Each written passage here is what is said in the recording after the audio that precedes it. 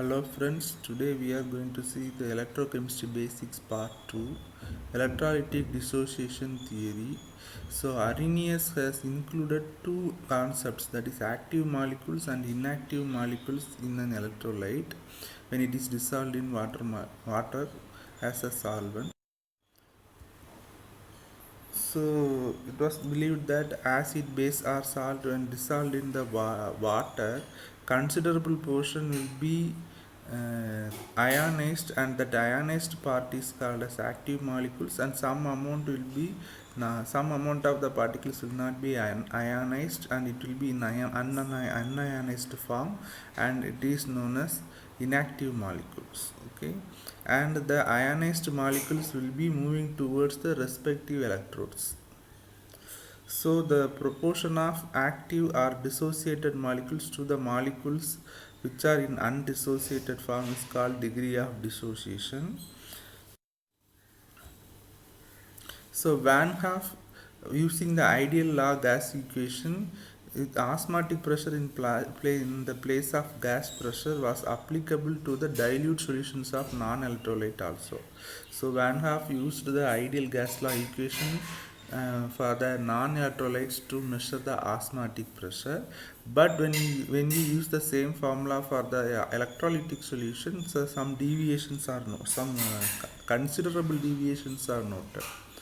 Okay, so for example, osmotic effect was measured by depression of freezing point or elevation of boiling point, or in some other ways. So for hydrochloric acid, alkali chloride and hydroxides, so actually the theoretical value and the experimental value were totally different.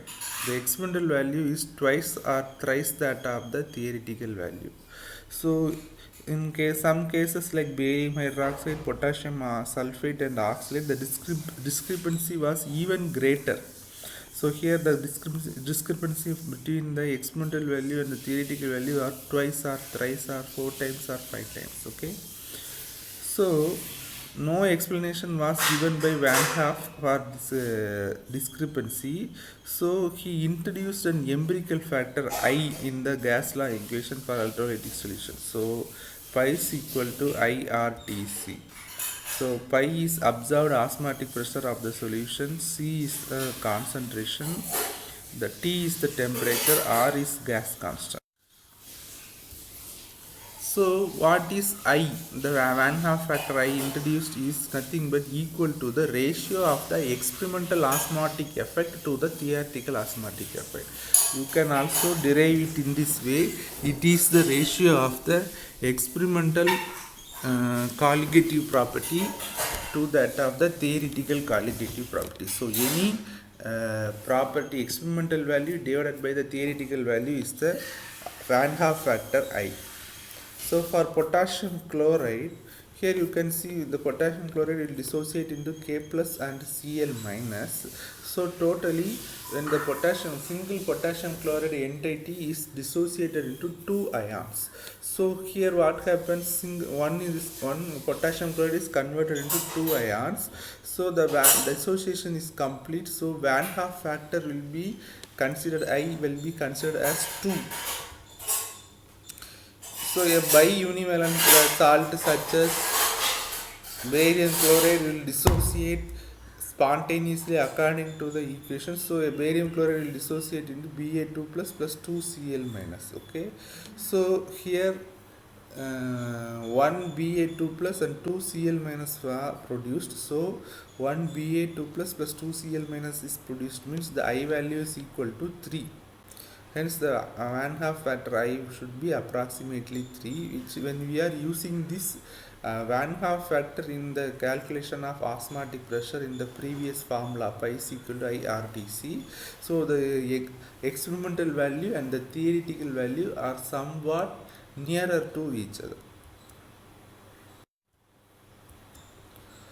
So suppose a solution is made up of dissolving m number of molecules in a given volume.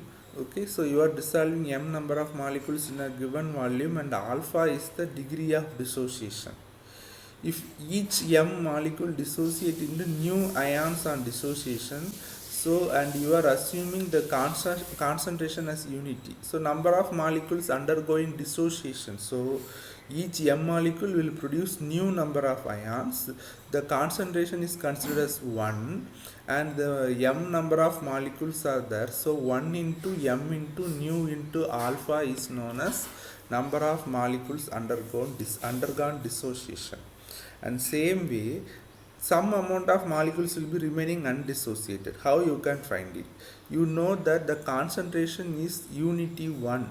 So, how many number of molecules are there? M molecules are there. So, M into 1 will be number of molecules actually present, from which 1 minus, so dissociated molecule is alpha number of the fraction of molecules are dissociated. So when you minus this alpha from the 1, you will get the molecules remain undissociated. If the solution M into 1 minus alpha undissociated molecule is present, then nu into M alpha ions are present. So totally the molecules present in the solution will be both in dissociated and undissociated form. So M into 1 minus alpha molecules dissociated plus nu into M alpha ions will be totally considered as the total number of molecules and ions present in that particular volume of solution. So you know Van Hoff factor will be I is equal to experimental value divided by theoretical value. So in experimental value means you can also re-modify this equation as actual value divided by theoretical actual value divided by the theoretical value. So actually in actual the M molecule will dissociated into ions and some amount will be remaining undissociated form. So divided by, actually the assumption is there will be no dissociation. Okay, so according to Van Hoff theory, before introducing the factor Van Hoff factor I, it is applied only for non-electrolyte. So they assumed the electrolyte as also non-electrolyte. So they considered that the molecules will not be dissociated and it will be remaining as such in the solution, in solvent also.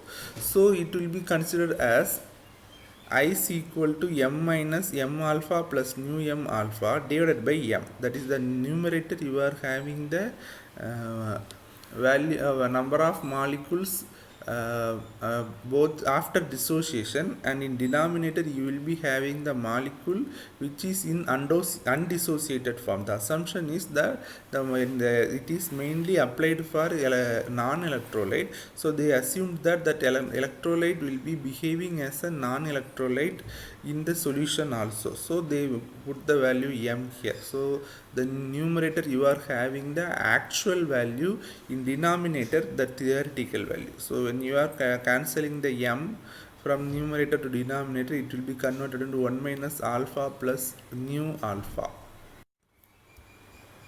So now I is equal to 1 minus alpha into 1 minus nu. So now you are bringing the 1 to opposite side and you are removing the negative sign in the right hand side of the equation. So whenever you are removing it, it will be converted into alpha into nu minus 1. Alpha is equal to I minus 1 divided by nu minus 1. Since Van Hoff factor is obtained from freezing point, so you can obtain the Van Hoff factor from freezing point or boiling point or any other qualitative properties. Okay, so and the degree of dissociation can be easily calculated using that above formula. Nu is the number of ions produced from the molecule. So it is noted that if a solute is a salt or a strong acid, the extent of dissociation is very considerable. Okay, if you are using a strong acid or strong base or any other salt, okay, it will be undergoing dissociation to a greater extent. Okay, it will get completely dissociated. So such type of salt or acid or base is known as strong acids. So weak acids and weak bases are amines, phenols, carboxylic acid, these are all weak acids and weak bases. And some inorganic acids and bases such as hydrocyanic acid and ammonia and some other few mercury chloride cyanides. Okay, these are all the salts or bases or acids which dissociate only to a smaller extent. Okay, so they are all called as weak electrolytes. So influence of solvent on dissociation. So the nature of solvent plays an important role in dissociation. Okay, so the solvent which decides whether particular electrolyte is a strong or a weak. So experiments have shown that experiments have been made and on triisoamyl ammonium nitrate in series of mixtures of water and dioxide. So they dissolved the triisoamyl ammonium nitrate electrolyte in water and dioxide and they noted the conductivity. In water it behaves like strong electrolyte, and in solvents like dioxide it behaves like a weak electrolyte. So the main reason is, in this case the solute consists of bond together held together by electrovalent bonds. Okay, so the solute isoamyl ammonium nitrate will be held by the electrovalent bonds. It is probable that the dielectric constant of the particular solvent influences the dissociation. So here a dielectric constant is a constant which influences the property of the solvent, which will influence the conductivity of the electrolyte which is dissolved in that solvent.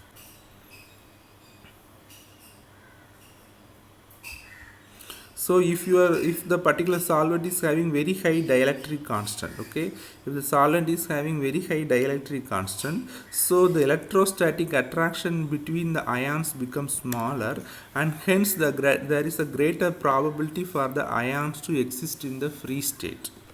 So if the dielectric constant is very high for a particular solvent, so the electrostatic attraction between the ions in the electrolyte will become smaller, and it will increase the probability of existence of the ions of electrolyte in free state.